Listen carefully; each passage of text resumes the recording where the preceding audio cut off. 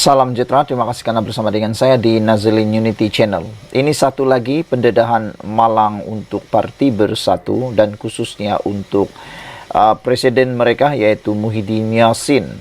Ini apabila seorang ahli parlimen yaitu ahli parlimen Gua Musang dikatakan mengambil keputusan luar biasa yaitu enggan mengosongkan kerusi. Walaupun semalam dilaporkan bahwa Perikatan Nasional seakan-akan sudah mengangkat bendera putih apabila bersetuju untuk berunding soal peruntukan dengan kerajaan bersama dengan Timbalan Perdana Menteri Malaysia yaitu Fadillah Yusof, dengan menyatakan bahwa mereka bersedia dengan apa juga syarat yang diberikan oleh kerajaan perpaduan. Selepas daripada perkara itu, ahli-ahli parlimen ini dijangka, dirasakan oleh beberapa oleh orang netizen mengatakan silap-silap mereka akan menarik sokongan semula dan menyokong semula kembali setia kepada Parti Bersatu kerana telah dapat peruntukan. Namun demikian, apa yang dijangka itu meleset sama sekali. Ini apabila ahli parlimen Gua Musang menyatakan beliau enggan kosongkan kerusi. Apabila baru-baru ini Razali yaitu pemimpin daripada Parti Bersatu menyatakan keahlian 7 wakil rakyat tergugur secara automatik, salah seorang daripada mereka sebelum ini telah juga mengatakan bahawa keahlian mereka belum lagi tergugur secara automatik. Kali ini ahli parlimen Gua Musang pula enggan mengosongkan kerusi. Ahli Parlimen Gua Musang, Muhammad Azizi Abu Naim menegaskan beliau tidak akan mengosongkan kerusinya seperti yang didesak Ketua Penerangan Parti Pribumi Bersatu Malaysia, Datuk Razali Idris. Beliau berkata, setakat ini tiada peruntukan undang-undang dan perlembagaan parti yang boleh menjatuhkan atau mengaitkan mereka supaya mengosongkan kerusi.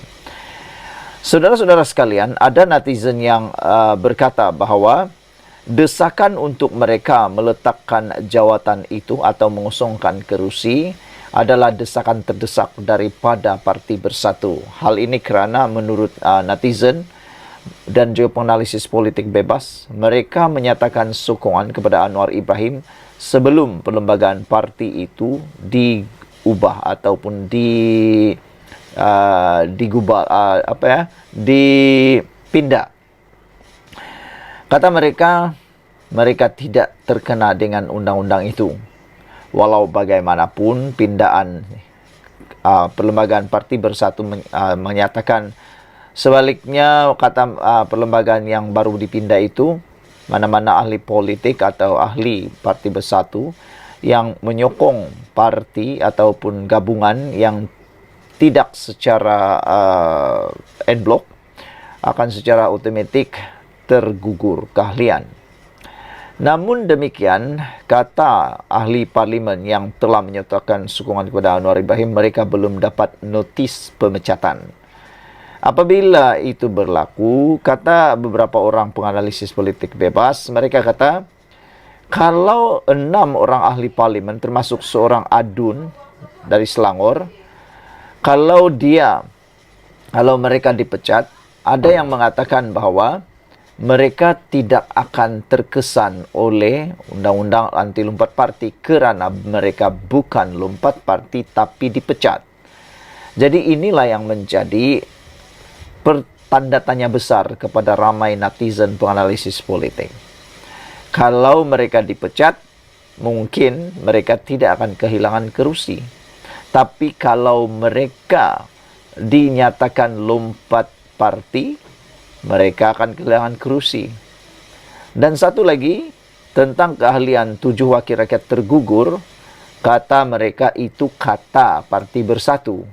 Tapi mahkamah belum tentu lagi, kata mereka. Silap-silap hari bulan, kata mereka lagi, kes ini tak akan selesai sehinggalah PRU 16. Jadi kata mereka, tiadalah yang akan untung.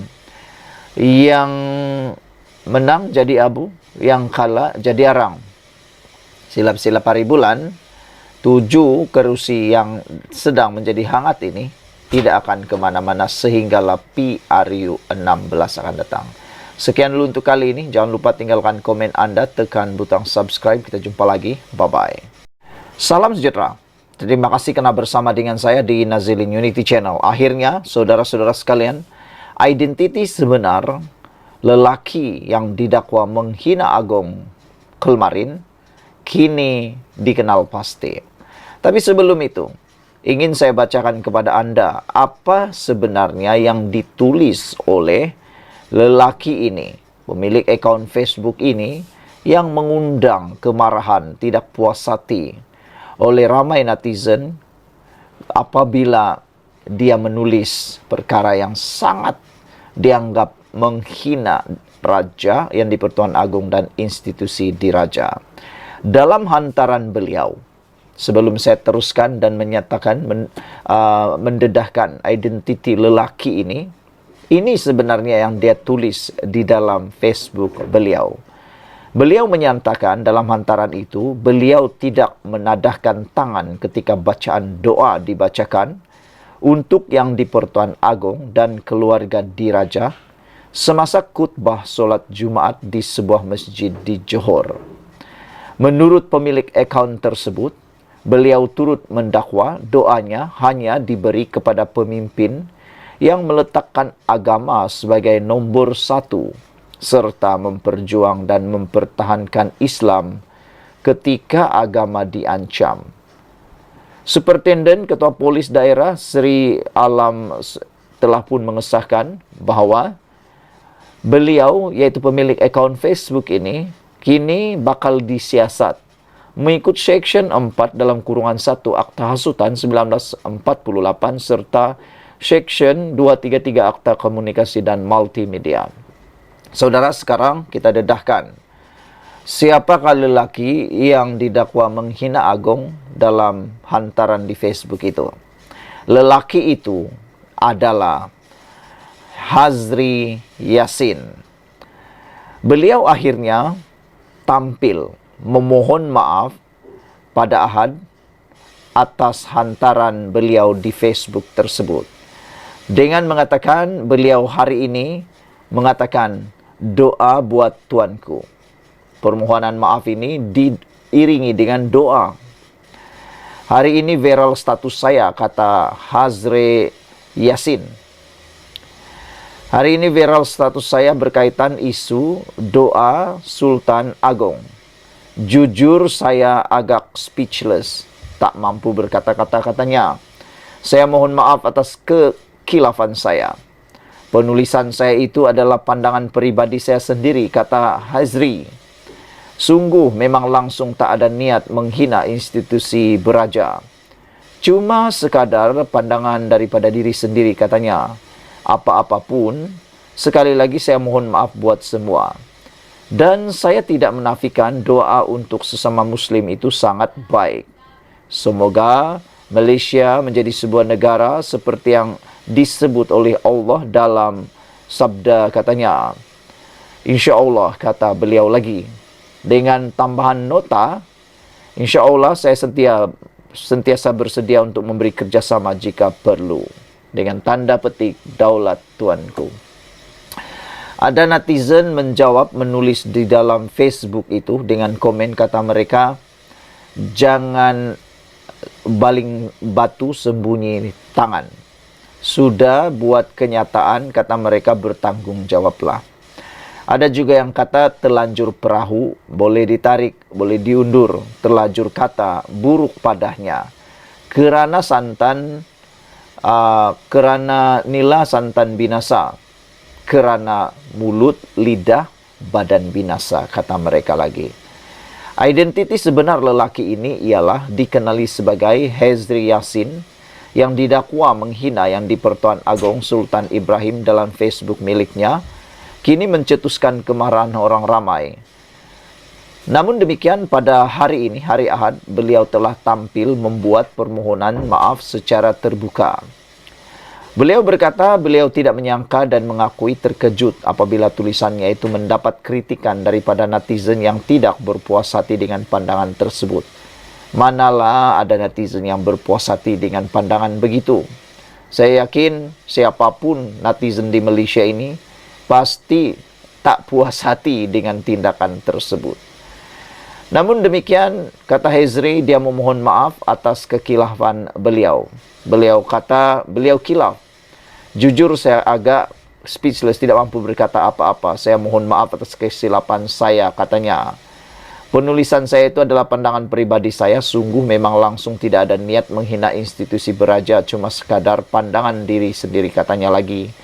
Apapun, sekali lagi saya mohon maaf buat semua. Saya tidak menafikan doa untuk sesama muslim itu sangat baik, tulisnya lagi. Beliau mendoakan semoga Malaysia menjadi sebuah negara yang aman, makmur, seperti yang disebutkan dalam Al-Quran. Semoga Malaysia menjadi sebuah negara yang disebut Allah dalam surah Al-As-Saba, kata beliau lagi. Sekian dulu untuk kali ini. Jangan lupa tinggalkan komen Anda, tekan butang subscribe. Saudara-saudara sekalian, tindakan itu bagi menggesa, satu laporan telah pun dibuat, dan tindakan itu bagi menggesa siasatan dibuat terhadap individu tersebut yang memuat naik entry dalam media sosialnya didakwa menghina Yang di-Pertuan Agong. Difahamkan sehingga tengah hari Ahad, laporan polis sudah dibuat pemuda UMNO dari bahagian Pasir Gudang, Parit Sulong, Pontian, Labis, Pagoh, dan Batu Pahat. Menurut hantaran yang dibuat, Hezri mendakwa dia enggan menadah tangan ketika doa untuk Yang di-Pertuan Agong dan keluarga semasa solat Jumat, kerana menurutnya tidak memperjuang dan mempertahan Islam ketika agama itu dikecam. Dakwanya lagi, Yang di-Pertuan Agong membiarkan rakyat Marhain mempertahankan Islam sehingga dikecam, diperli dan ditertawakan. Sekian dulu untuk kali ini. Jangan lupa tinggalkan komen Anda, tekan butang subscribe. Kita jumpa lagi. Bye-bye. Selamat petang, salam sejahtera. Terima kasih karena bersama dengan saya di Nazlin Unity Channel. Semalam isu paling hangat ialah apabila Akmal Saleh menyelar Menteri Perumahan dan Kerajaan Tempatan, iaitu Engker Meng, dengan selaran Menteri Bodoh. Perkara itu kini menjadi tular, dan perkara itu kini menjadi satu polemik politik yang paling panas dan dijangkakan akan menjadi lebih hangat tidak lama lagi. Ini apabila ada netizen yang mula meramalkan kemungkinan besar DAP tersinggung dengan perkara itu. Dan apa yang menarik perhatian kita ialah Akmal Saleh merupakan ketua pemuda UMNO, dan UMNO adalah sebahagian parti yang terdapat dalam Kerajaan Perpaduan, dan Kerajaan Madani ini dipimpin oleh Anwar Ibrahim. DAP juga ialah ahli dalam Kerajaan Perpaduan ini. Untuk makluman Anda semua, DAP ialah parti yang memiliki kerusi yang cukup besar di dalam Kerajaan Perpaduan pimpinan Anwar Ibrahim. Ada netizen kata, silap-silap hari bulan, Anwar Ibrahim sudah berada di dalam keadaan yang disebut di luah mati ibu, ditelan mati ayah. Nak backup mana satu? Nak backup UMNO, mati ibu. Di backup DAP, mati ayah. Perkara itu mungkin sekarang ini sedang ligat bermain di fikiran penganalisis politik, dan juga tidak silap kalau kita kata sedang mengganggu pemikiran Perdana Menteri kita. Mengganggu, apa yang mengganggu sekarang ini, mungkin mengganggu juga apa yang difikir oleh Anwar Ibrahim tentang kerajaan ini. Ada yang mula menjangka mungkin silap-silap hari bulan UMNO akan meninggalkan kerajaan, atau UMNO disuruh buat keputusan. Atau silap-silap hari bulan DAP akan tinggalkan kerajaan. Itu yang dikata tadi. Nak luah mati ibu, nak telan mati ayah. Namun demikian, apa yang menggemparkan dan mengejutkan semua pemerhati politik di Malaysia ialah apabila Anwar Ibrahim ditanya atau disoal tentang kenyataan Akmal menggelar Menteri Bodoh. Untuk makluman Anda semua yang memilih Engker Meng sebagai Menteri Kerajaan Perumahan dan Kerajaan Tempatan ialah Anwar Ibrahim. Beliaulah yang memilih berdasarkan kemampuan dan juga berdasarkan realiti bahawa Engku Ruming adalah menteri yang terbaik. Semalam seorang adun telah menyenaraikan pencapaian luar biasa yang telah dicapai oleh Engku Ruming. Namun sehingga kini kita belum dapat melihat lagi sesiapa nak backup Akmal Saleh pula untuk menyenaraikan pencapaian hebat Akmal Saleh di peringkat kebangsaan maupun di peringkat kerajaan tempatan. Hari ini Anwar enggan layan kenyataan Akmal Saleh gelar Menteri Bodoh. Perdana Menteri Anwar Ibrahim berkata dia tidak akan melayan kenyataan Dr. Akmal Saleh selepas Ketua Pemuda UMNO itu menggelar Menteri Perumahan dan Kerajaan Tempatan Engku Ruming sebagai bodoh dan menjadi punca keadaan ekonomi lemah. Kata Anwar, saya tidak melayan kenyataan seperti itu. Pada fikiran saya, ia bukan konteks yang betul bagi kerajaan perpaduan kita. Kita harus bekerja sama, katanya kepada pemberita hari ini. Anwar berkata demikian selepas melancarkan konvensyen antarabangsa Dr. Ambedkar dan sambutan ulang tahun kelahiran Dr. Ambedkar ke-133 yang diadakan di Pusat Konvensyen Ideal IDCC di Shah Alam, Selangor hari ini. Kemarin Akmal menafikan kempen boikot yang dilancarkannya sebagai punca ekonomi negara semakin teruk. Sebaliknya, Akmal berkata keadaan ekonomi menjadi buruk kerana terdapat menteri bodoh seperti Menteri Perumahan dan Kerajaan Tempatan Engku Ruming. Sebelum itu membuat hantaran di X mengatakan bahawa pekerja tempatan menanggung sengsara akibat boikot yang dimainkan oleh pihak tidak bertanggungjawab. Jangan sekali masuk dalam perangkap penghasut. Negara kita memerlukan usaha semua pihak untuk membangunkan ekonomi negara, kata pemimpin DAP itu. Dia turut memuat naik tangkapan skrin daripada laporan media Cina dalam ciapan tersebut. Akmal sebelum ini menggesa orang ramai memboikot kekemat susulan penemuan stoking tertera kalimah Allah di beberapa cawangan kedai serba neka itu. Namun keadaan terus hangat apabila beberapa cawangan kekemat dilempar bom petrol. Selepas itu, Akmal juga mengajak orang ramai memboikot produk keluaran syarikat usahawan kosmetik Alif Sukri kerana mengeluarkan video pendek lagu raya yang didakwa mencemarkan kesucian bulan Ramadan. Pada Selasa lalu, yang di Pertuan Agong Sultan Ismail berkata berkenan menerima menghadap pemimpin UMNO dan DAP termasuk Akmal sendiri di Istana Negara. Baginda bertitah agar isu itu dihentikan. Saudara-saudara sekalian, kita sebenarnya bersyukur.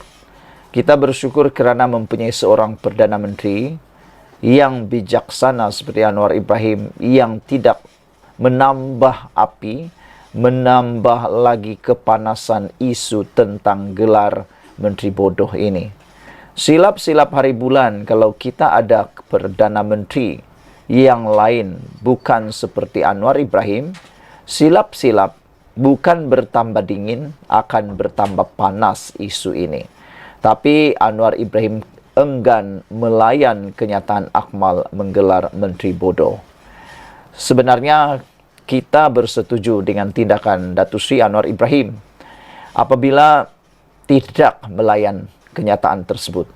Tak usahlah melayan kenyataan-kenyataan seperti itu, kata netizen. Ada netizen kata silap-silap mungkin.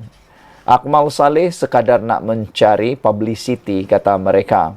Silap-silap hari bulan, Akmal Saleh hanya mahu kelihatan sebagai hero, kata mereka.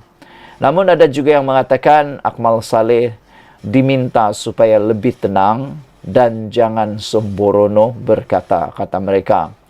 Adab di dalam berucap, adab di dalam menyampaikan satu pandangan, sesungguhnya ada, terutamanya orang yang hidup dalam adab ketimuran. Anwar Ibrahim mengatakan bahawa saya tidak melayan kenyataan seperti itu. Pada pikiran saya, ia bukan konteks yang betul bagi kerajaan perpaduan kita. Kita harus bekerja sama, kata Anwar Ibrahim. Sekian dulu untuk kali ini. Jangan lupa tinggalkan komen Anda, tekan butang subscribe. Bye-bye.